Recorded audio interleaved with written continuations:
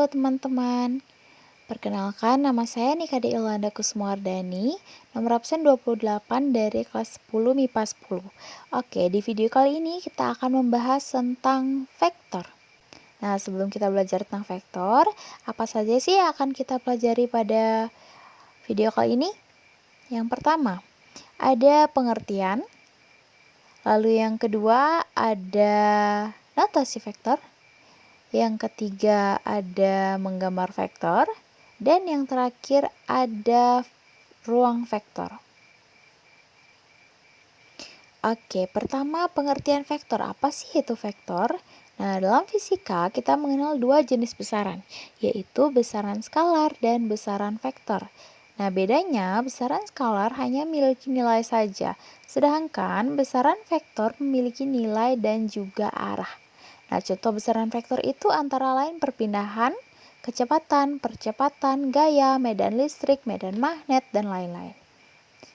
Nah, untuk lebih mengerti, mari kita simak gambar berikut. Di sini ada ratu yang berjalan ke sebelah timur sepanjang 10 meter, lalu ratu berjalan lagi ke arah barat sepanjang 10 meter.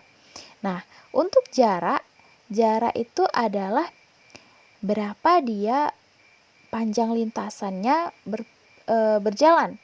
Jadi di sini dapat dirumuskan dengan AB plus BA sama dengan 10 meter ditambah 10 meter sama dengan 20 meter. Jadi jarak itu karena dia besaran skalar, dia tidak menghiraukan kemana arahnya. Nah, berbeda dengan perpindahan yang merupakan besaran vektor. Jika ratu berjalan 10 meter ke kanan berarti itu plus atau ke timur, lalu ratu berjalan lagi ke barat, itu artinya ke kiri dan itu min, artinya perpindahan rumusnya itu AB dikurangi BA sama dengan 10 meter dikurangi 10 meter sama dengan 0. Jadi, jika perpindahan dia kembali lagi ke titik semula, maka dia berpindah sebanyak 0 meter. Jadi sama artinya dia tidak berpindah. Nah, untuk lebih jelasnya, pengertiannya jarak itu adalah panjang lintasan yang ditempuh suatu benda yang bergerak. Jadi kemanapun dia menempuh lintasan itu akan tetap dihitung tanpa menghiraukan arahnya. Sedangkan perpindahan merupakan perubahan kedudukan atau posisi suatu benda. Nah, yang kedua ada notasi vektor. Nah, dalam bentuk matriks, vektor V dapat dituliskan sebagai berikut. V sama dengan vektor AB, itu komponennya ada komponen X dan juga komponen Y. Nah, biasanya notasi vektor itu dituliskan dalam bentuk huruf kecil yang diisi tanda panah di atasnya atau huruf kecil bercetak tebal. Nah, secara geometris, suatu vektor digambarkan sebagai ruas garis berarah. Nah, vektor dapat dinotasikan dengan huruf kecil bertanda panah di atasnya seperti A bertanda panah, B, C, dan seterusnya. Atau huruf kecil bercetak tebal seperti A, B, C, dan juga seterusnya.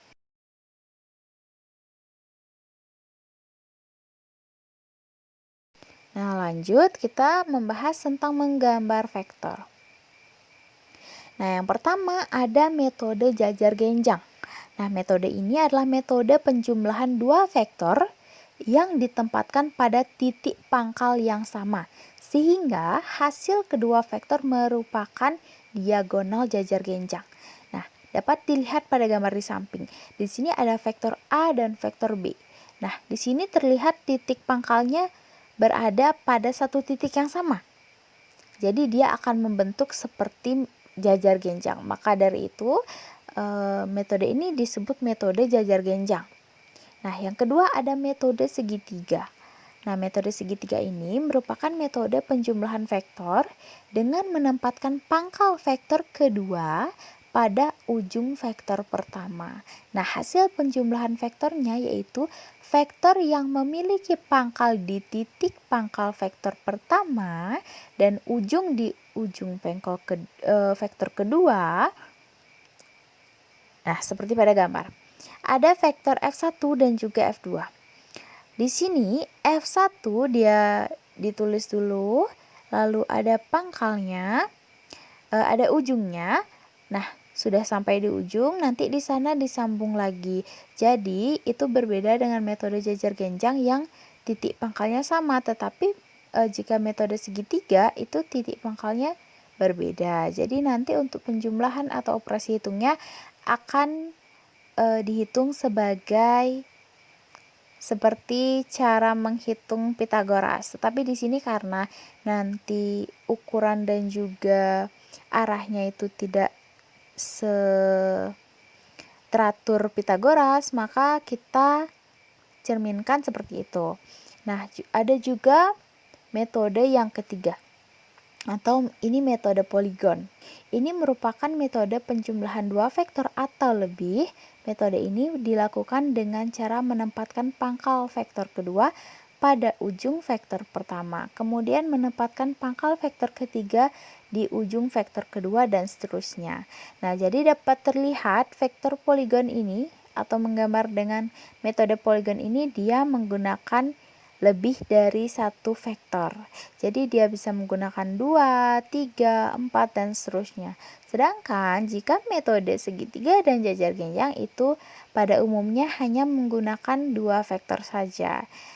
Sebenarnya metode poligon ini sama dengan metode segitiga, tetapi bedanya di sini dia menggunakan 2 vektor atau lebih. Sedangkan segitiga itu hanya dia menggunakan 2 vektor saja. Tetapi persamaannya itu dia tetap disambung jika di ujung pangkalnya itu, ujung pangkal vektor pertama lalu ada di itu akan langsung disambung, jadi tidak ditulis ulang seperti metode jajar genjang. Nah, ada juga ruang vektor. Ini yang terakhir. Nah, sebuah vektor di Rn dinyatakan oleh bilangan n bilangan terurut, yaitu vektor U sama dengan U, vektor U1, vektor U2, vektor U3, sampai dengan vektor UN. Nah, vektor di R3 adalah vektor yang terletak di ruang dimensi 3 atau yang terdiri dari 3 komponen.